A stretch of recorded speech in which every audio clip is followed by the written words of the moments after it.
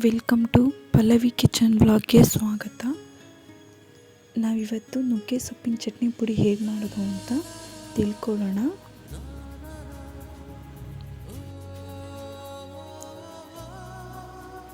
ಒಂದು ಬಾಣಲೆ ಬಿಸಿಗಿಡಬೇಕು. ಅದಕ್ಕೆ ಒಣಗಿಸಿರೋ ನುಗ್ಗೆ ಸೊಪ್ಪು ಮತ್ತು ಕರ್ಬೇವಿನ ಸೊಪ್ಪನ್ನ ಲೋ ಫ್ಲೇಮಲ್ಲಿ ಹುರ್ಕೋಬೇಕು. ನುಗ್ಗೆ ಸೊಪ್ಪು ಕರ್ಬೇವಿನ ಸೊಪ್ಪನ್ನ ನಾನು ನೆರಳಲ್ಲೇ ಒಣಗಿಸಿದ್ದೀನಿ, ಹಾಗಾಗಿ ಫ್ಲೇವರ್ ಹಾಗೇ ಇರುತ್ತೆ. ಇನ್ನೊಂದು ಪಾತ್ರೆಗೆ 1 ಕಪ್ ತೊಗರಿಬೇಳೆ, 1 ಕಪ್ ಹೆಸರುಬೇಳೆ, 1 ಕಪ್ ಉದ್ದಿನಬೇಳೆ, ಅರ್ಧ ಕಪ್ ಕಡಲೆಬೇಳೆನ ಲೋ ಫ್ಲೇಮಲ್ಲಿ ಹುರ್ಕೋಬೇಕು. ನುಗ್ಗೆ ಸೊಪ್ಪು ತಿನ್ನೋದ್ರಿಂದ ನಮಗೆ ಹಾರ್ಮೋನ್ಸ್ ಇಂಬ್ಯಾಲೆನ್ಸಿಗೆ ಒಳ್ಳೆಯದಾಗುತ್ತೆ, ಸ್ಕಿನ್ ಹೆಲ್ತಿಗೆ ಒಳ್ಳೆಯದು, ಬ್ರೈನ್ ಹೆಲ್ತಿಗೆ ಒಳ್ಳೆಯದು. ಬೇಳೆ ಎಲ್ಲ ಹುರ್ಕೊಂಡಿದ್ದೀನಿ, ಕಲ್ಲರು ಚೇಂಜ್ ಆಗಿದೆ, ಆ ಥರ ಹುರ್ಕೋಬೇಕು. ಇನ್ನೊಂದು ಬಾಣಲೆಗೆ 2 ಹಿಡಿಯುವಷ್ಟು ಒಣಮೆಣಸಿಕಾಯಿನ ಹಾಕೋಬೇಕು. ಮೀಡಿಯಮ್ ಉರಿಲಿ ಹುರ್ಕೋಬೇಕು.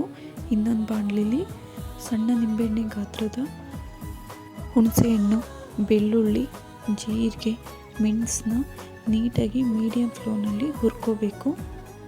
ಹುರಿದಿರೋ ನುಗ್ಗೆ ಸೊಪ್ಪು, ಕರ್ಬೇವಿನ ಸೊಪ್ಪನ್ನ ಪುಡಿ ಮಾಡ್ಕೋಬೇಕು. PCOD, PCOS, hormone imbalance, skin health, hair growth ಎಲ್ಲದಕ್ಕೂ ತುಂಬಾ ಒಳ್ಳೆಯದು.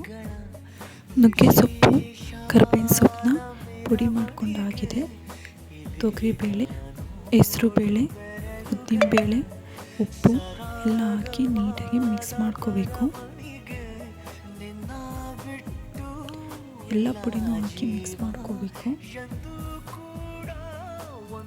ರೆಡಿಯಾಗಿದೆ ನುಗ್ಗೆ ಸೊಪ್ಪಿನ ಚಟ್ನಿ ಪುಡಿ.